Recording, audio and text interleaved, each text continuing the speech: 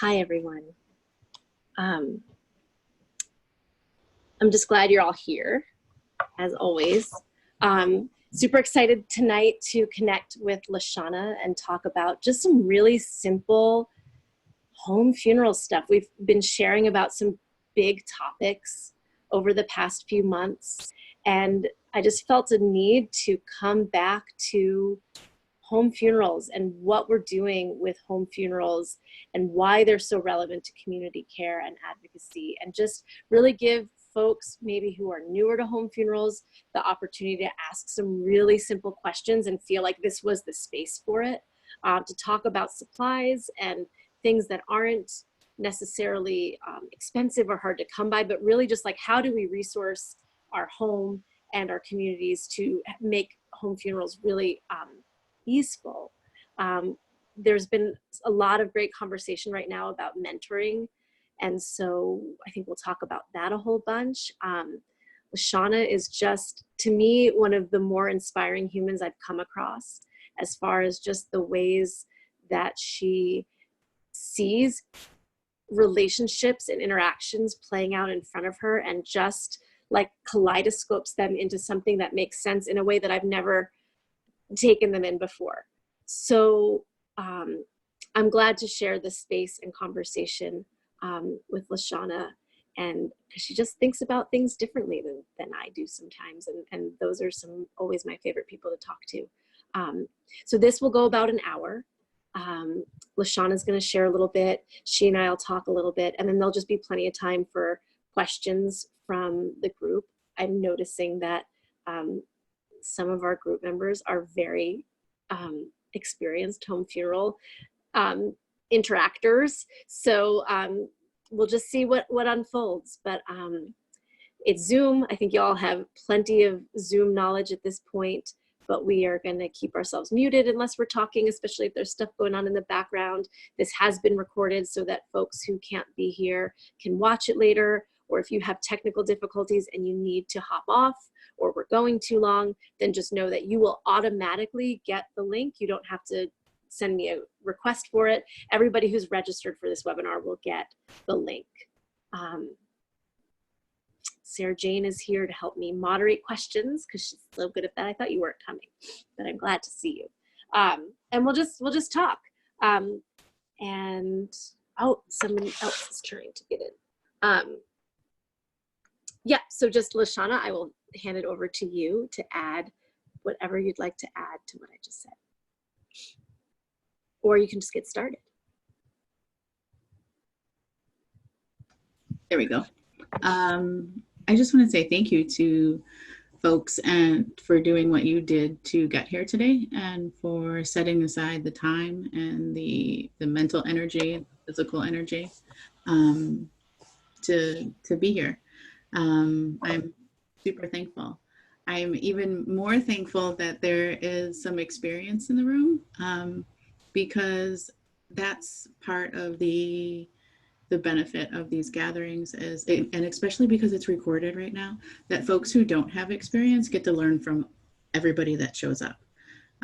So this presentation that I put together, and I say that super loosely because there's a couple of wordy slides, but there's a lot of pictures,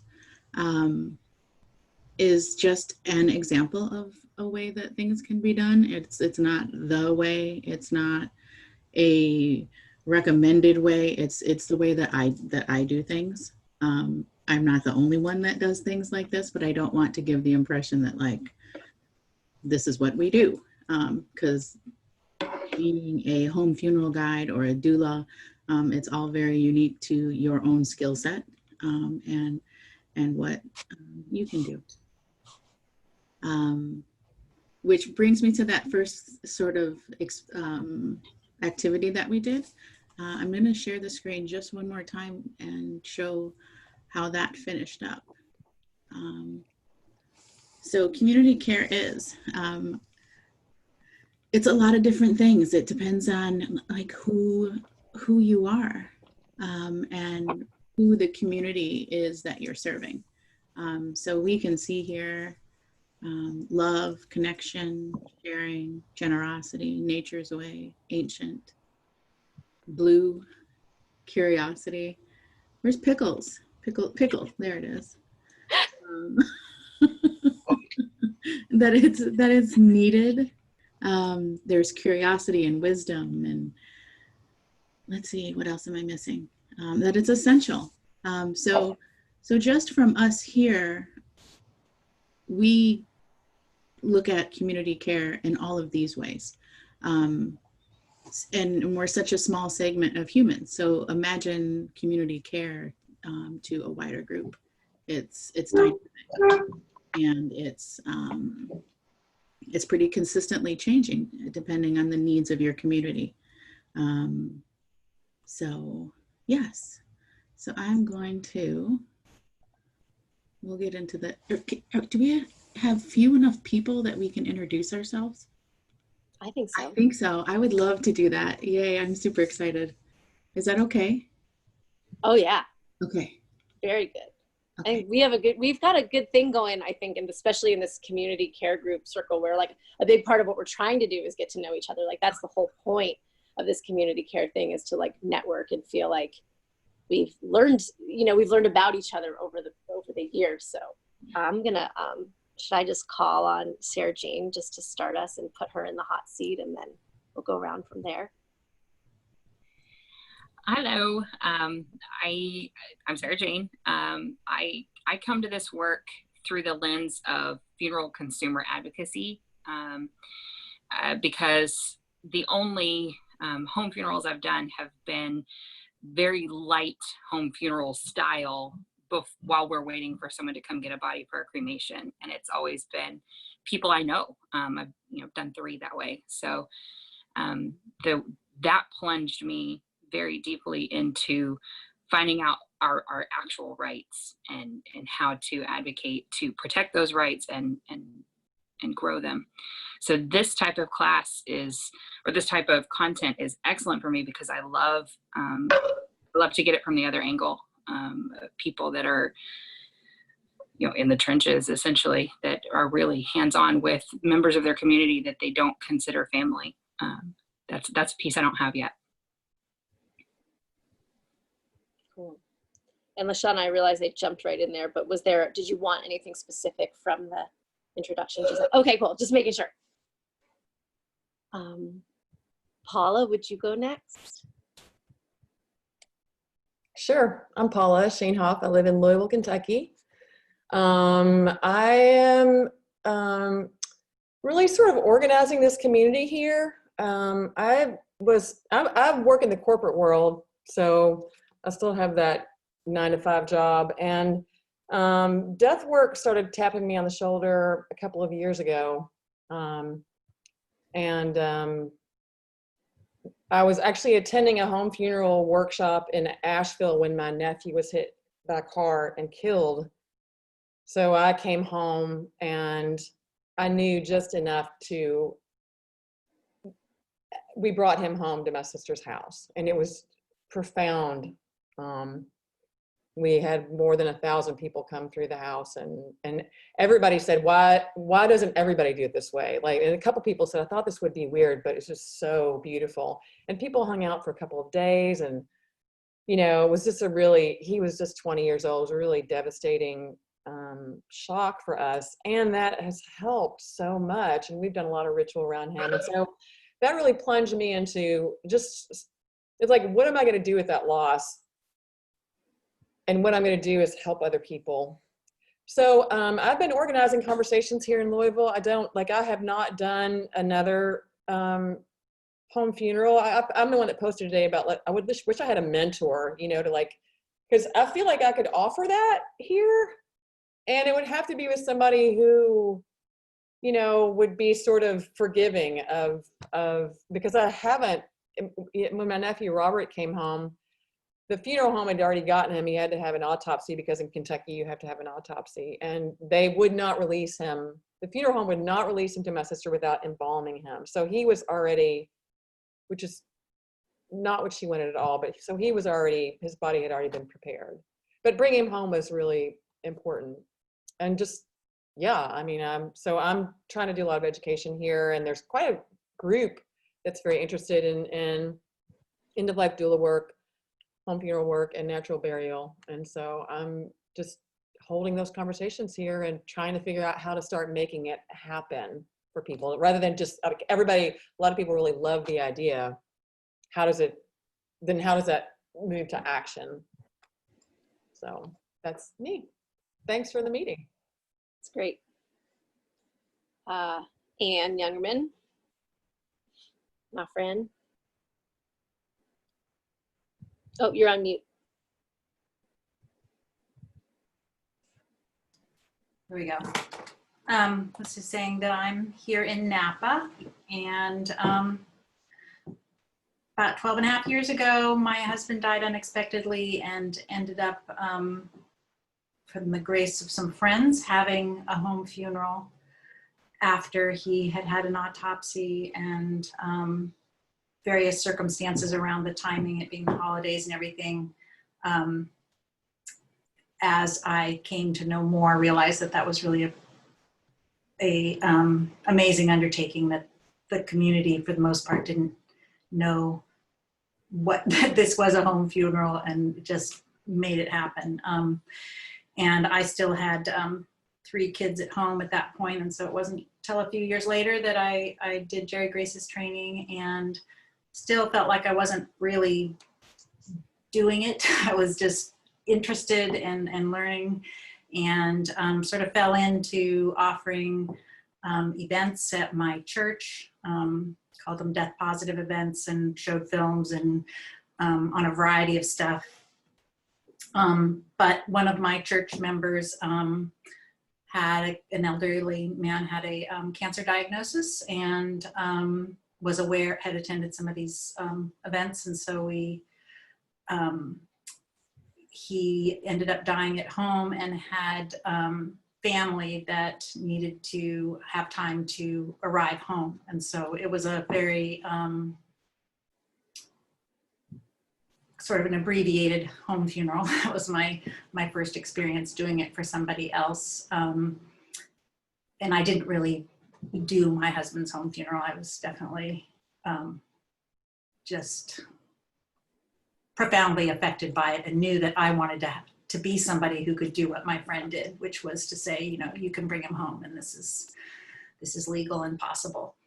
And then I had a couple of other opportunities where I've helped people that I didn't know. And I had a wonderful experience with my father, my mother and he had established a senior co-housing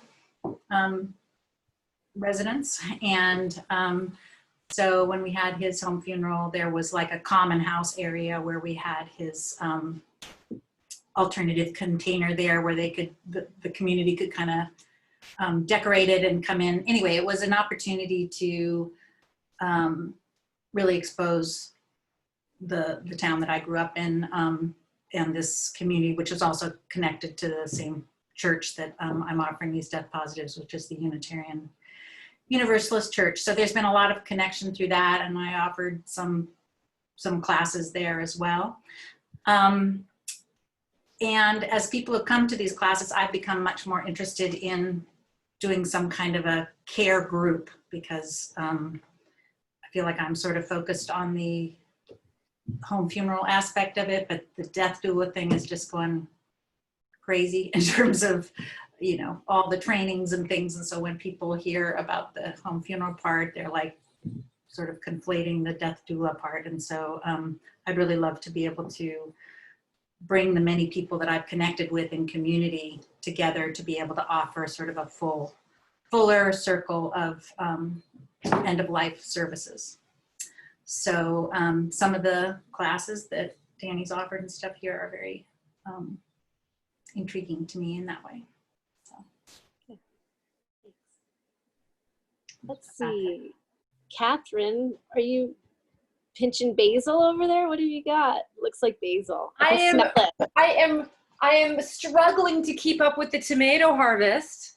And so I'm making some tomato sauce, and yeah, I would like all day long trying to get stuff done. And I had a call earlier today where I wasn't on video because I'm trying not to be distracting for people on their screen. And then I just realized, wait a second, as a community care circle, it makes sense to sit around and pick basil leaves. And yeah, so this seems like, especially with a group of women, seems like right in line.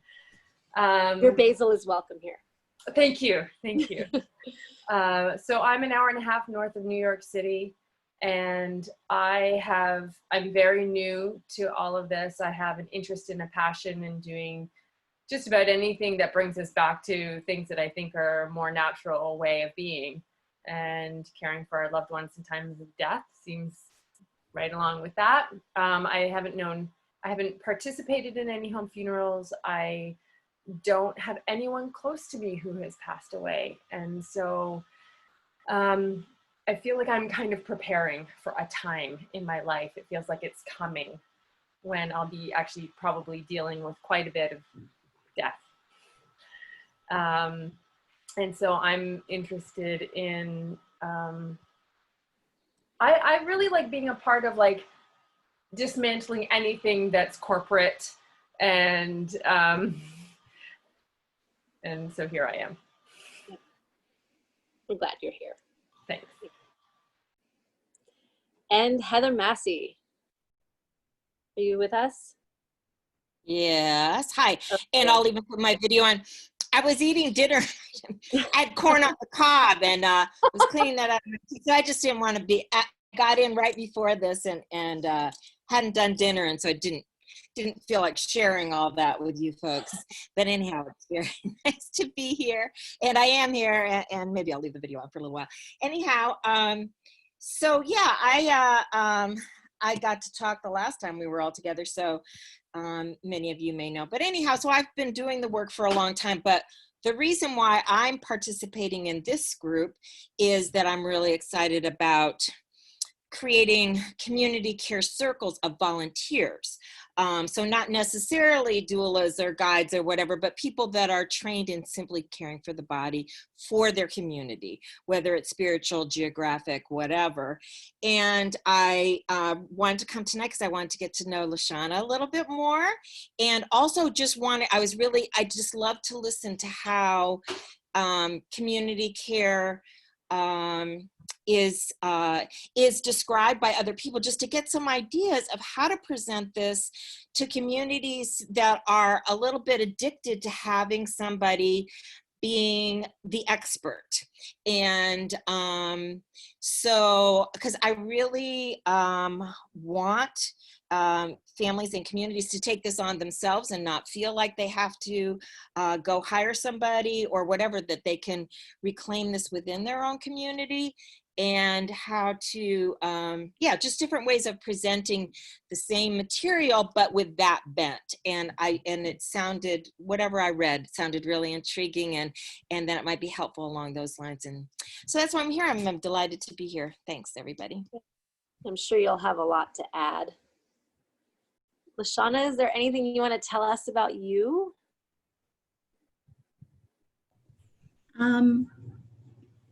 I get to be a massage therapist and a doula and a community educator out here in Seattle. And I'm a Scorpio. That's where we'll leave it today. Right on. And everyone, I think y'all know me, but I would just like to add that I was rushing and my computers weren't working, and so I was frazzled. And then when all I saw was enter a word, and I didn't see the question, so I thought we were playing just a word association game. And I'm a little bit in Catherine's. I have been harvesting about 50 cucumbers a day, so I have been staying up to like finally put my kids in bed, and then I pickle all night, like pretty much every other day. So when it said, "What word are you thinking?" was what I saw in the little exercise, and the first thing that popped in my mind was pickle. So that's what's going on with me right now. Yes. And that's all of us. What a nice little group we are.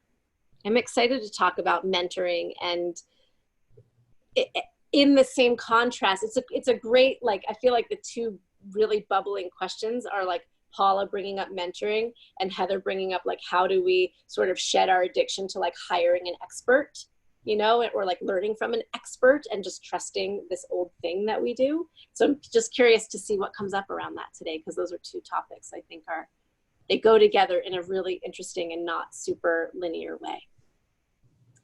But I'll hand it over to you now, Lashanna. Thanks everyone for being here. Thank you. So I'm just going to pop up this PowerPoint so that we can kind of get through it and talk.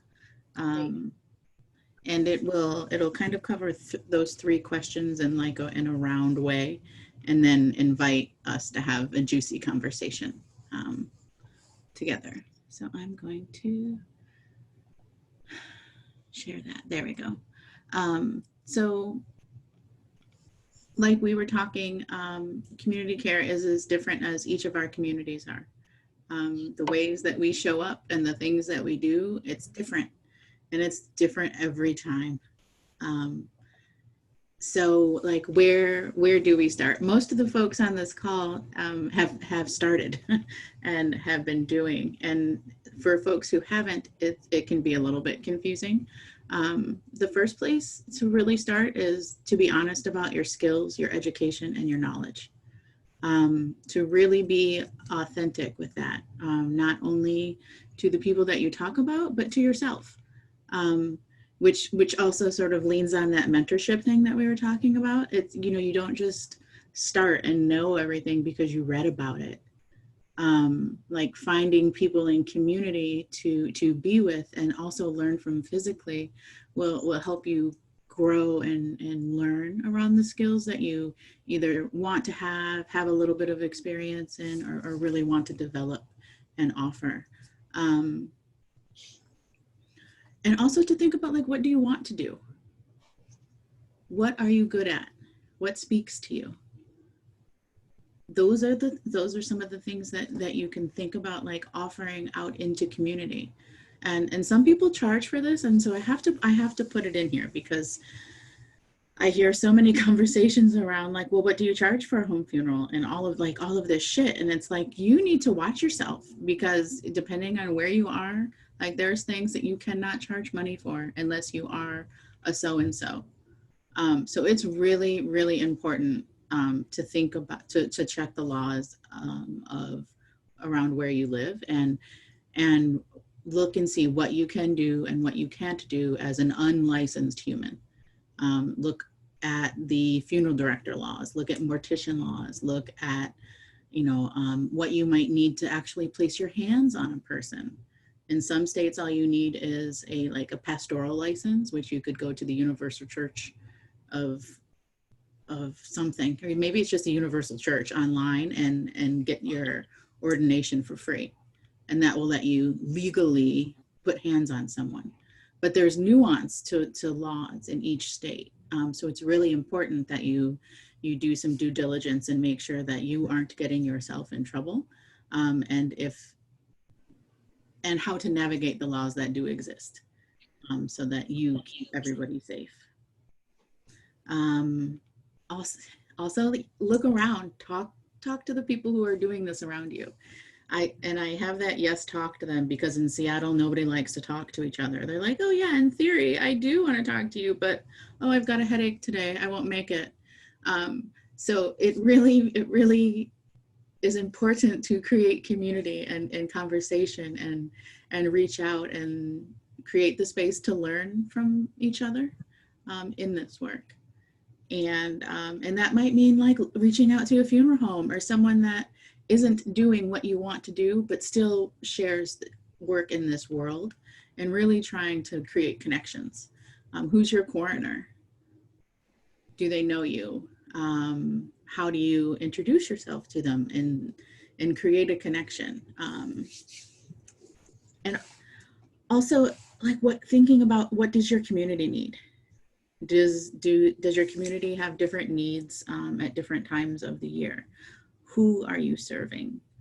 Who doesn't have access to what you want to do? How can you grow access? Like really reflecting on what the needs are of the community around you will help you figure out a comfortable way to start. Also, you know what your community needs by asking. We can guess all day, but until we really are able to be out there and on the ground and asking humans like what it is that they need, we're just kind of throwing darts. We can have 18 death cafes, but if people really want to get their advanced directives done, that's necessary. If we have 3 home funeral informational sessions at the library and nobody comes, but people are talking about, well, you know, like burial options, can we learn about that and give that to the community? So really making sure that you find ways to ask the questions, which does involve some creativity as well, thinking about how to plug into certain communities and get the questions in there.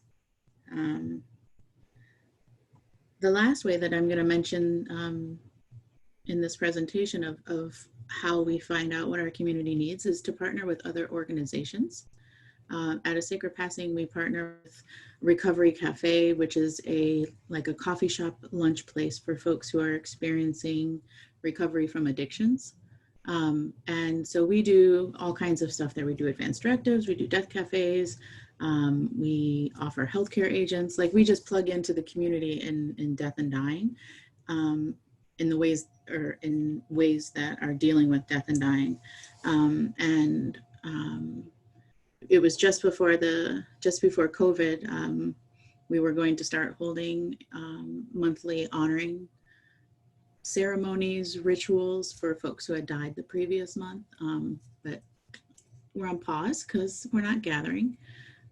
So that was a way that we could also bring end-of-life care into this bustling, living organization and normalize the conversation, and get people saying, oh yeah, I have an advanced directive. I know what I want.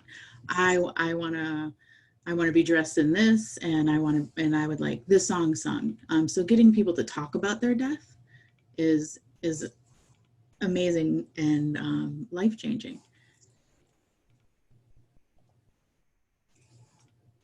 These are just some ways here that we, with the nonprofit, have been able to successfully engage our community, talking about death, dying, and what they wanted. Art nights have been a blast. It's just sort of like an open creative time where we talk about death and dying. I guess you could call it like a death cafe, but like an art cafe where the conversation might meander. Book clubs, coffee talks, poetry nights, advanced directive walkthroughs, giving small presentations on home funerals. I have a short video that I'm super happy to share with folks that are looking to educate people on what it might look like. We had a client who was like, she's all about everybody learning from her. So she had us gave us permission to video everything and put it together and share it so that people could see what a home funeral could be. So I'm super happy to share that with y'all. Having community dinners. I said partnering with other organizations. Movie nights are really fun. So just finding creative ways to share with the community the things that you want to do, the things that you are good at doing, the things you know how to do. And by doing those things, you will be serving that community. That was a whole lot of talking. So I'm going to pause and see if there's any questions about that before we move on to my little bag. I don't agree with your assessment. That was a whole lot of talking. Like, compared to other things I'm listening to, I was like, what? You just started.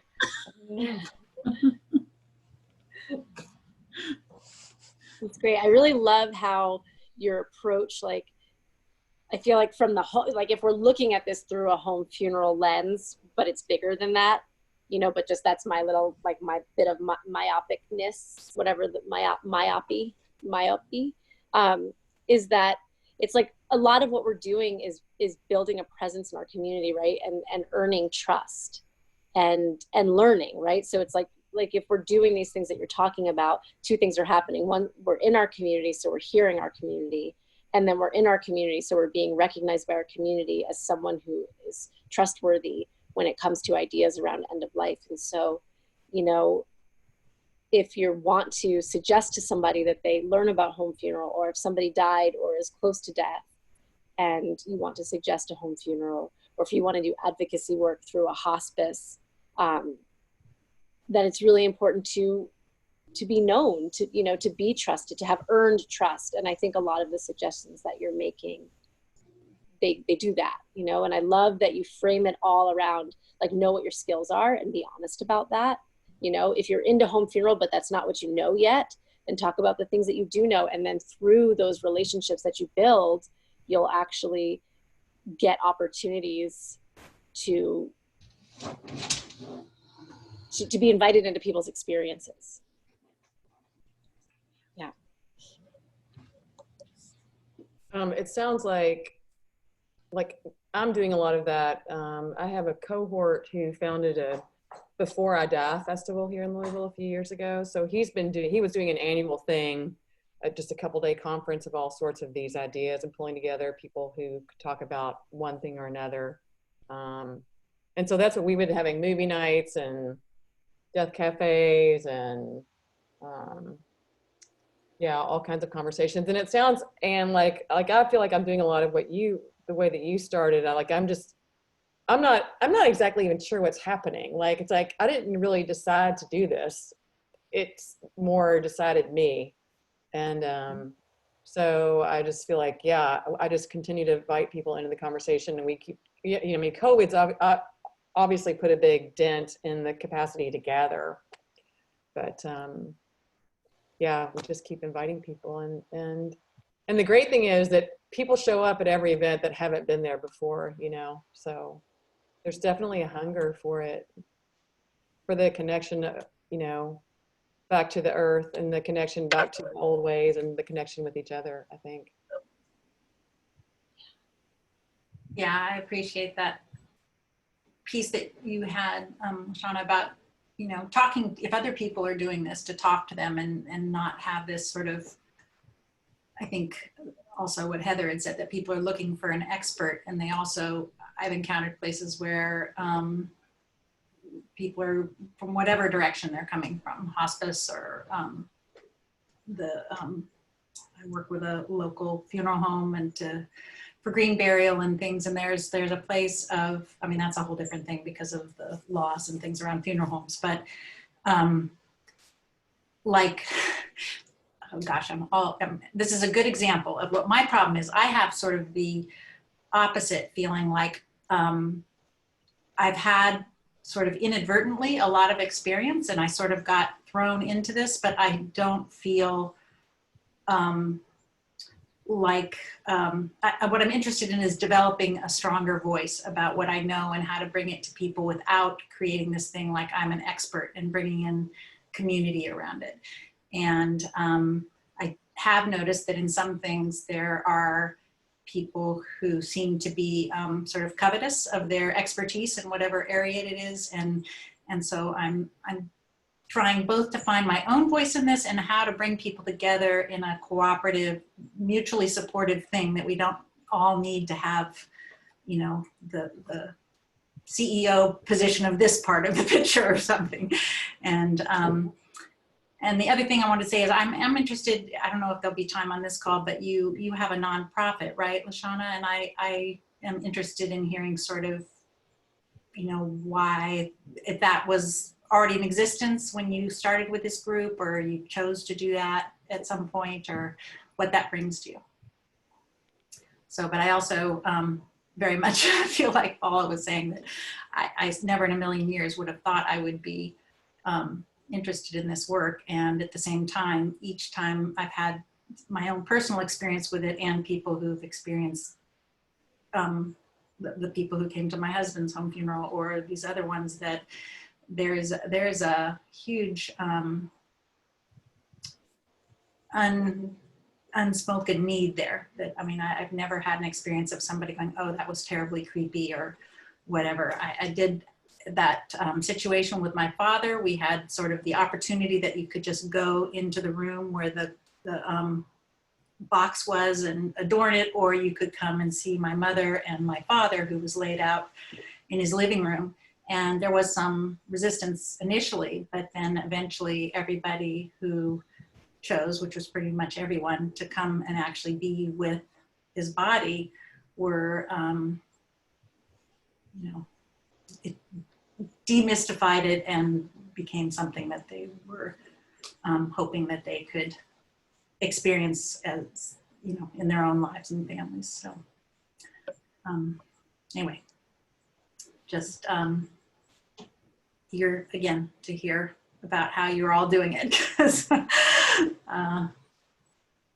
quite found that. Great. Go ahead, Heather.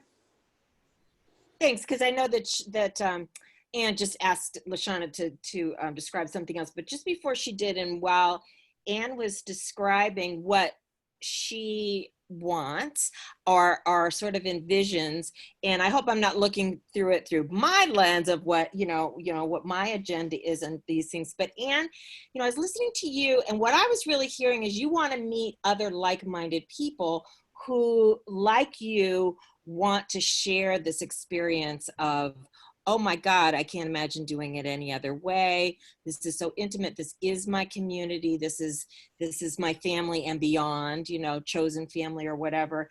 And I was just thinking, wow, I should really introduce her to my sister, Sally, who's in Petaluma, who has been involved with our mother's Deathcare, but also there's been a number of people in your area that have done home death care pretty much on their own, that I know my sister is interested in this, but would love to form like a circle, like offering it as a group, as like a team of people that can go in and just support the family around it all, but nobody, wearing the crown or worrying about getting a paycheck or whatever. And so if that appeals to you, we can talk more about that offline, and that's also just an example of another alternative that I could see really working in your part of the world.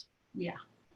Thank you. I actually know Sally. I think we met, I think she came once to an NHFA conference. I'm not sure. And I think I've met you as well. Yes, we did. Yes, yes, we did. Yeah, yeah. Okay, great. Yeah, little world of Facebook. And I have a brother who lives in Petaluma, so not too far away. But yeah, it is more like, I'm not looking to people coming to me, as an expert in this. I want people who are drawn to it, and then also to have the help of it, because part of me has been like saying, I don't really want to hang up my shingle. I certainly don't want to make this a business. I'm not at a place in my life where that's what I need, but I want to raise awareness of it. And then once I do that, I want to be sure that there's people who can help people.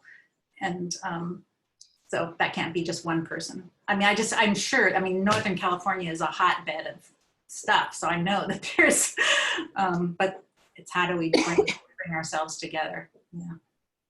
Yeah, I think there are a lot of like-minded people there. Anyhow, great. No, thank you for that opportunity to meet Sally. I haven't seen her in years, but we're connected on Facebook, so we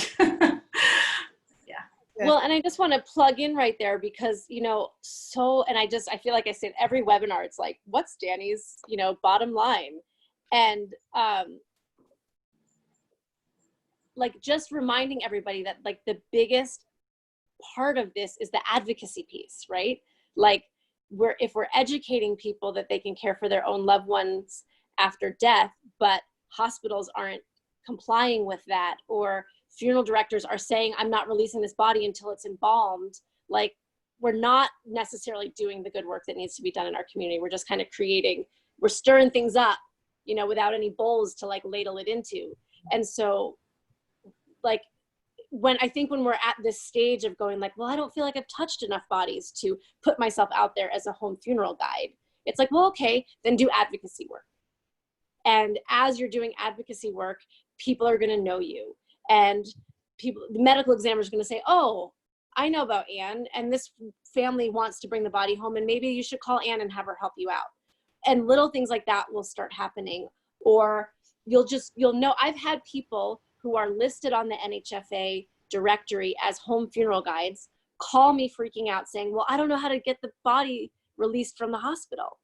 And I'm like, that's the first thing. And so I just think it's really important as we're trying to figure out how to do community care, that the foundation of our community care is really understanding the framework of how we're working with our institutions, or how do we as community activists shape and shift our institutions so that they're willing to work with us and the families, so that really then it's so easy for a family or a community, you know, little cell of friends to go to the hospital and just do what they want to do. You're your own mentor when you start doing that work, and then the NHFA is here to help you. So how do you do that, Danny? You just start making telephone calls? I mean, I think it's really like you start making telephone calls and figure out, like Lashanna said, just figure out what's the landscape, who's already doing this work, who's having the conversations. And it starts with asking a lot of questions. So it's like calling the hospices nearby and be like, do you let families know? It's like taking a temperature reading first, but talking to your medical examiner. I mean, what would you say if a family wanted to pick up a body that had had an autopsy? How fluid are you with interacting with those families? It's a little bit harder with the hospital because it's hard to figure out who's the person you need to talk to. But then you start getting into talking to ethics people, you know, talking to social workers and things like that, and figure out who is on the inside that's going to help you, you know, work on those things. And we'll talk more and more. We're coming down the pike is like whole webinars about that. It's kind of, I've talked to the coroner here in Jefferson County, and I've been at the Vital Statistics office. It was funny when I called Vital Statistics, the first few times they're like, who are you and why do you need to know what to do with a body, right? There's this sort of suspicion right off the bat. But when I went in person, it was great. But the people who are answering the phones are completely ignorant. Like they're giving misinformation out right and left. I mean, totally in positions of power, not the head person, but the people around that person. And it's hard to talk to the head person. So yeah. Yeah, I've had misinformation come from the tippy top. Yeah. Yep. Anyway, we digress, but it's good stuff. That's really good stuff. That feels like this next portion feels so insignificant compared to that good stuff. So I'm super happy, like not talking about my bag if we want to continue that conversation. I want to hear about your bag. I want to hear about your bag. Okay, the pictures are fun. I want to hear about your bag. Okay, so I'm just going to share my screen. This is one of the bags that I bring with me when I go see folks who are dying. And it's also the bag that I use to teach classes.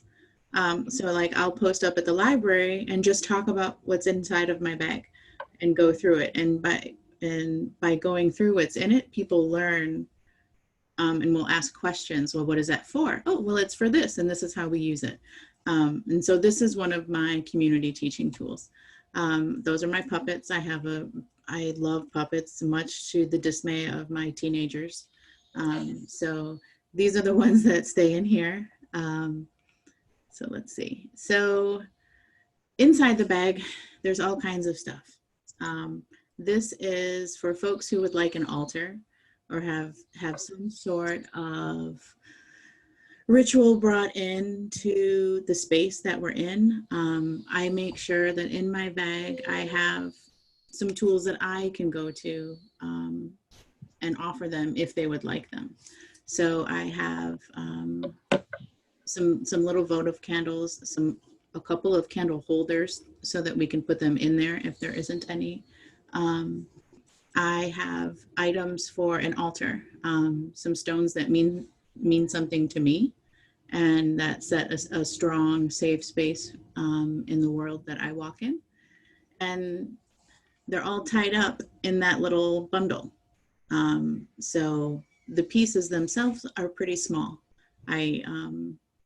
It's just a little tiny thing that'll take up about like maybe 8 inches by 6 inches somewhere, but meaningful. And if a family has everything else but says, oh, actually, I would like a stone from the ocean, I have that. It's almost like a little Mary Poppins bag. So this is that portion of my bag. I normally have little electronic candles so that if we're in a hospital or something, or if there's oxygen, we can use the electronic candles. But my neighbor went into labor yesterday and was like, "Give me your electric candles." I didn't go get any. So I gave her all of the ones I had. This is the art part, or the person part of my bag. So I have all kinds of art supplies, coloring pencils, index cards, construction paper, journaling paper. And that's for family or me, depending on the time of day that I'm with that family. Just sort of setting art supplies out somewhere during a home funeral can be kind of amazing and give people the opportunity to play in ways that satisfy their senses. I also bring with me some books. I don't ever really bring adult books with me because I find that people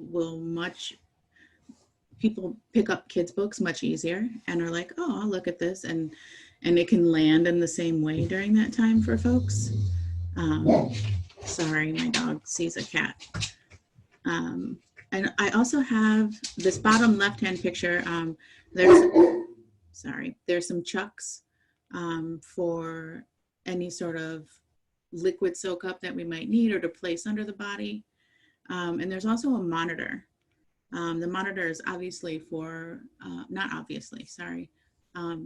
But the monitor is for when we are caring for someone who just isn't dead and we would like to leave the room, and maybe a family member might feel comforted and be able to get some extra rest if they have that monitor set up. And so, yeah, that's why I have that little portion. Can we explain a little bit more about that, Lashanna? Yeah, like if we're sitting vigil and someone is still alive and their child or their partner wants to go lay down in another room but really doesn't want to leave them but recognizes that they need some rest, setting up the monitor so that they can hear what's going on can give them a little bit of space to lay in bed and say, "Oh, I'll hear if they need me," and then they can kind of step away and get a little bit of sleep while still feeling like they're where they want to be. Thank you. Yeah. The Goodwill is a great place to get monitors. And like local Facebook groups or marketplaces. Sometimes parents are like, just get these things out of the house. So, asking your local schools if they could put something in their like PTA letter, a shout out to parents, and put a box in the front lobby and people can drop them off. That's been a way that we have collected them for people. Oh, I have a duplicate picture, sorry. So the blue picture it's a urinal. It's so that someone with a penis can relieve themselves without getting up if they can't get into like a bedside commode in the last days of life. Someone who's going through VSED, which is voluntary stopping of eating and drinking, might not really have much urine output, and getting out of bed might be too much. So having this in my bag is helpful. The picture on the far right, the big white sheet looking thing, that is a allergen-free twin bed cover. Why I love that is it's plastic on one side and it's cloth on the other. And when I do home funerals, I use a massage table, and that fits right around the massage table, so it protects it from the Techni ice, or if you're using dry ice, it'll protect the surface of the table. So I have that there. And then the picture on the bottom, the white bag, that's a body casing.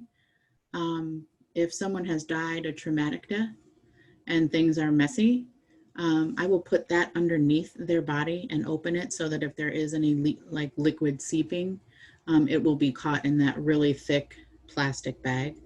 And then we dress around it with beautiful things that are not reminding us of that liquid needs to be kept in.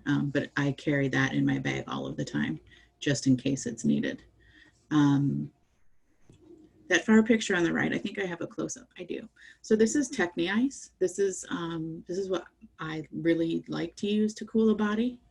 The way that it works is it comes to you in that top sheet, really thin and flat.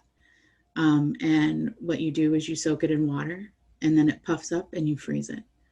So if I have had the chance and the opportunity to talk with folks and it's not a sudden traumatic death, I will ask if we can keep a couple of them in their freezer, so that at the time of death, they're at the house and we have them. And then I'll bring a few with me in case we need more. But you can see they're really thin and easy to put into a backpack if they haven't been activated. They're reusable, so I put them in a plastic bag when I use them on the body, and you can clean them off with alcohol. Any type of like medical grade sanitizer you can just wash them with, and re-soak them and refreeze them. They never get completely flat again, but they will lose the volume some of the volume that they get when you have soaked them to completion. I also have rubber gloves, some rice pillows to weigh down hands and eyes, some body care tools, lotion, tea tree for their scalp, emery boards, razors, toothpaste, Q-tips. On the bottom left, there is the bowl that I use for washing bodies, and I will make washcloths for each family that I go to. So I just bring a new one each time and I use that so loosely, I can't sew a straight line to save my life. So I use a serger, and that's how I get by on making a washcloth. But out of a set of sheets, like you can make, 40 or 50 little washcloths. So it just doesn't have to be very expensive for you to add like little things that you can do for family and teach community how to do. So that's that page. On the left here, those scissors, I don't know if anybody cuts fabric, but these are fabric scissors. So they save my hiney when I'm working on getting people dressed and like just having to cut through clothes. They work so much better than regular art scissors. And you can keep the clothes more intact sometimes, just because they cut nicer. And that picture on the right is just some of the fabric that I'll bring with me. I have a big, huge duffel bag full of fabrics for home wakes, for shrouding and just decorating little spaces, or whatever the family might want. There's just a ton of it in there, and in different ways, or different feels and colors.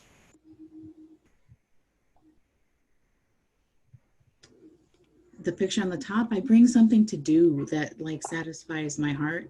If I'm sitting a vigil all night, I like to paint. And this is actually from a woman that I cared for on Thanksgiving.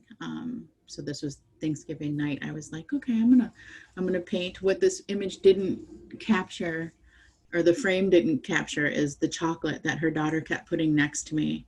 And so there's actually like a little pile of chocolate squares next to this. And so it was a reminder of, okay, like sort of a self-care while you're caring for other people. Which brings me to the picture all the way to the right. Some of the things that I keep for me, a little bit of food, a toothbrush, some toothpaste, some hand soap, tampon, pens. There's an X-Acto knife in there. I really enjoy the sound of that little bell. So if I'm feeling like stressed out in the moment, or if someone's body isn't cooperating with the way that we need it to, like hearing that bell for me sort of just resets me and puts me in a calm spot. If there's family that is incredibly difficult to deal with, I'll listen to that bell once and sort of get my shit back together. Danny, are we supposed to end at 6? We're good. It's okay to go a little bit over. It's 6:02 right now, so if anybody needs to hop off, like I said, we're recording, and as long as you're okay, Lashanna, I'm okay to keep going until you're through. Okay. And we can still have time for questions. Okay, this part is not very long, but this is the other box that I have, and it's the box that I have always prepared for a community talk. And it's a small plastic tub. I put it next to the garbage can so you could see that it's not big at all, and it's still fairly light. So most folks can carry it around with them. I included it, the paper things, they matter. Keeping information accessible to folks is important. So I just try to have it in like a bigger font, multiple language, have something that sort of catches eyes. I put on here Vistaprint business cards and postcards. And why I put that is because they give like coupon specials all of the time. So they'll send you something for like 500 business cards for $5. And you don't have to make it a business card, but you could make it what you need for body, like home care. And you can do the front and the back with, you know, just information that would help people and just different options. And you can make them, because they're so inexpensive, you can make them fun and just really different and put them in a lot of spaces instead of a bunch of brochures. They just make that information accessible. Creating bookmarks and fact sheets for people. Bookmarks are also small enough that people can kind of carry around and stick in things, and it keeps things top of mind. And fact sheets are important because a lot of people don't have access to the internet. So having a fact sheet that explains what they might need, you know, they vary depending on what your topic is and what your goal is for that conversation. Your fact sheet will be different, but having a way for people to take the information home with them is really important. You just blew my mind with the Vistaprint thing. I just have to say that out loud. Like, I'm excited about that. Go ahead. This here is, like when we do advanced directives, we bring 3 different forms. You can't see them all here, but what I have a link where you can download them all in a PDF. And the reason we do 3 different forms is one is a really long and detailed form for people who really like to answer all of the questions, make sure they know all of the things that are possible. The other is a very short, I give all power to my healthcare agent. I trust them. Here's my signature. Because the long form, sometimes folks just really can't do. And then the middle form that we have is a summary of rights, which is not a legal document, but we work with a lot of populations who the state might say that human isn't necessarily in the mental state that the state would say they are okay to make decisions. And we don't like to be the judge of that and really want to honor people's autonomy. So we create a summary of wishes and answer all the questions that are done in an advance directive. But it's not the same as an advance directive. We can just ask them that they honor the person's written wishes. Yeah, because some states don't. Some states are picky about who is capable and who is not. Signage is kind of important. These are our on a budget signs. The top one is like this little plastic sign, a little plastic frame that I got at the dollar store. And you can just like put different paper in the back and then insert extra paper with a question or a title for whatever your area is. Picture frames where you can change out the sign. Just signage is really important, but signage can also be expensive. So a way to do it not expensive and kind of fun are these 3 ways. And I like to change things up frequently. And so doing it this way means that I don't have to have like 4 different tubs full of supplies. I can sort of play this way. And some marketing stuffs. We are a nonprofit, and so we share that with folks.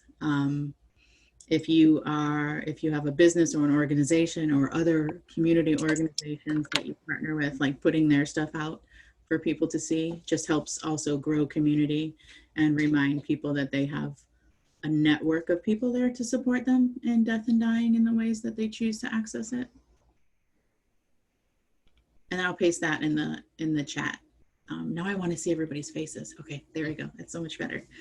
So I'll put the link in the chat and you can download those 3 advanced directive forms if you want to see the differences. The summary of wishes is really, it's my favorite thing because so many people aren't honored and respected depending on the situation that they're living in. So being able to offer them something to really get down what they would like is important for us. I really love the signage thing too. You know, when I work, especially with families who have like lost a baby or a child, or there's like a death where the people in the room are really like, I don't know what to say. Like, I don't know how to be here. I've worked a lot with like trying to find a piece of paper and just writing down a few things. Like, don't say these 3 things. Like, here's 3 things you can say that are really helpful. And so I love that idea of having these like picture frames that you can quickly turn into signs that are a little bit more professional and comfortable in the space maybe, where you could offer those sorts of like, you know, mama really doesn't want anybody saying like he's in a better place, you know, and that could just be like at the kitchen table, like don't say he's in a better place. Thank you. If you have like stations at a home funeral for people, ways that people can engage, you can put instructions there. And they can be really detailed and specific for the environment. But then someone isn't really required to stand by the journal when you can have a sign that just says, you know, write something, blah, blah, blah.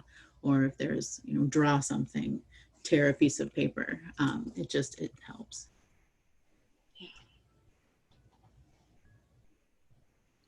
Good stuff. I really love how you weave the art in. You know, I think I forget to do that sometimes, where I will like only bring that in if a family has specifically requested that, or, you know, so like into the specific, like I make sure I have enough towels, you know, or things like that, or my essential oils and things. But I love, and I've experienced, but forget to do that, that those things that can bring people together around a table comfortably with something to do with their hands, those are the moments that a lot of magic happens. And so I love that you're bringing art supplies into a home where maybe people don't do a lot of art, but they're nervous or they're a little bit uncomfortable, and that gives such an outlet for those feelings. So those are simple but really valuable suggestions.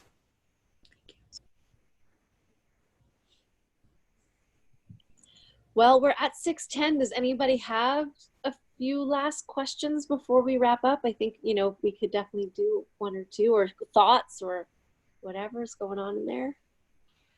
I don't have a question at this point. I just wanted to share that I feel like I just learned a lot.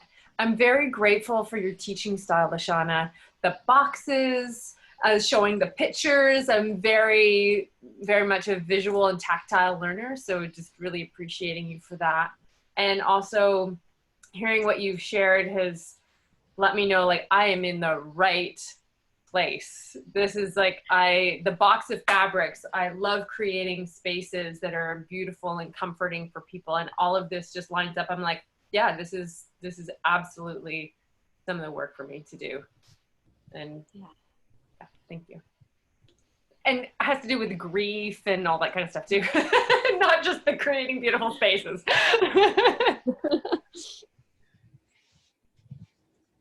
Right. And I love that, again, just like kind of cycling it back around, that like everything that was in Lashanna's bag is easy to hand to a family and say, y'all got this.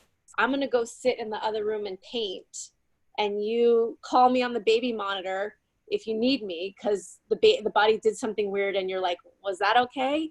And I'm just going to go sit in there and paint. Or, you know, like there was nothing in there that was like this weird technical medical funeral directory kind of thing that you need mad skills to be able to handle, right? To me, like having entered this work as a birth midwife, right? There's this like, the doula spirit to me is trust. And not that like, I'm not saying that we're all death doulas, but that's like, there's this thing that's doulaing transitions is about being the person that's in the room that trusts the process. And then what you do is you lend your trust to the people that you're guiding. And that's what I see is true even of home funeral guides that don't necessarily identify as death doulas. What you're doing is you're bringing your trust to the situation. And so, yes, you gain that trust through a mentor sometimes, or through a phone call to a mentor who's maybe not nearby.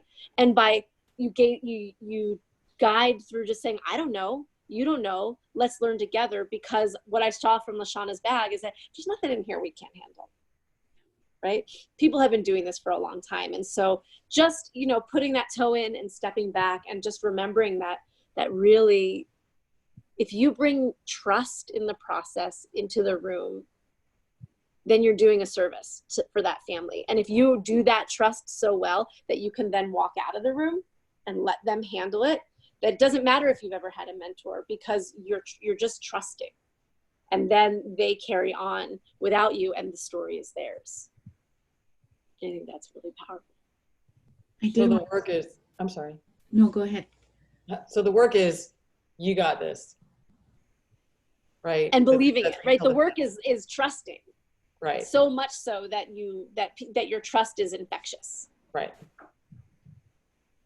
I would really like to encourage, like, as a community, like, that we just kind of say, fuck the labels. Because the fluidity between doulaing, period, and home funeral guide, and like all of those things, like the names and the segments and the silos are so white. It is a white cultural norm for this like territory shit. And we don't need it. And that's other people telling us what we are and what we do. And the more that we grow like authenticity in what we're doing, like the title isn't there. I'm here to help you with this, right? Like, yeah, I don't know. I hear people are like, well, I'm not a doula. It's like, what, but you're helping someone. Like, is it bad that you're helping? Or I'm not a home funeral guide, but you just did these things. We're told that there's these titles and labels and things. And I just encourage you to stretch yourself wider than the fucking label. Right. Well, which is why I love that you started with, be honest with your skills, right? Because that's what it is. Now my dog's barking. That it's about understanding your skills, knowing what you know how to do, and then just bringing that to the room. And so maybe I do a little bit of vigiling and some home funeral guide stuff. And maybe some people want to do the vigiling and never, ever, ever want to be around a dead body.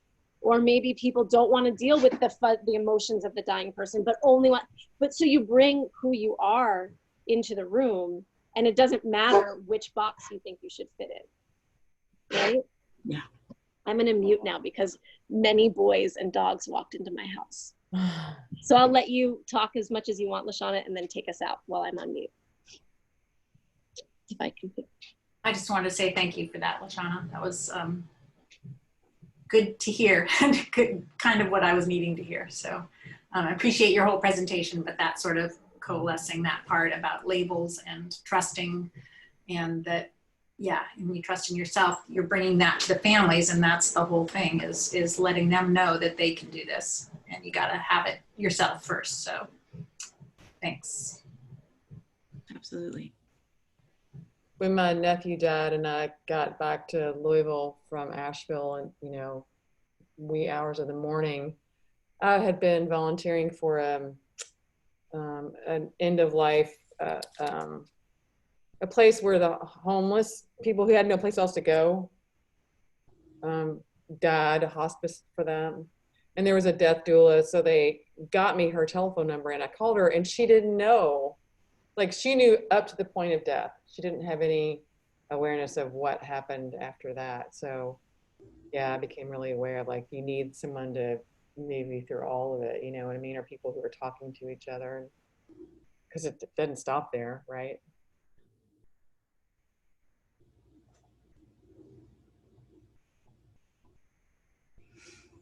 Well, thank you all. Yeah, thank you for hanging tough and hanging long. I appreciate it. I will pop my email in here, and I am always open for collaboration or questions, or if someone is like, I have this, what do you think about it? Like, well, let's talk about it and let's grow it. That's how we do what we want to do is, I think that's what I think. When we're in community, we're stronger. So I'm here for all of that. Were you gonna share some of your poems, the wishes one, or? So if you go to, let me just put it here, and maybe we can also send it out in like the after email. Sacredpassing.org, on our resource page, there's a bunch of downloads, and that's one of them. Yeah, and they are like Washington centric. So just be aware of that. And I'm just gonna I'm gonna put a song on as everyone kind of rolls out, and yeah, and thank you. Wonderful. Thanks everyone so much. Sorry, I had sons get dropped off. I had to engage for a second, but so good to be with everybody. What a great conversation. Thank you. Thank you so Appreciate much. it. Thank you. Lashana. Yeah, so thank you, much. Danny.